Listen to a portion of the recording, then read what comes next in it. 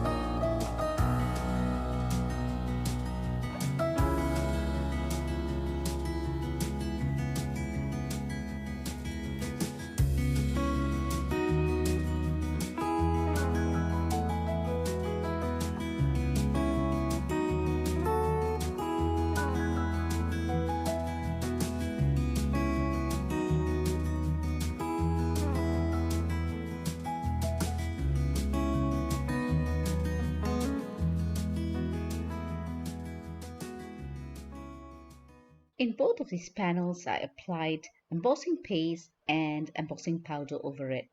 In the panel on the right, I heat embossed it from the back, so the embossing powder just melted on the embossing paste.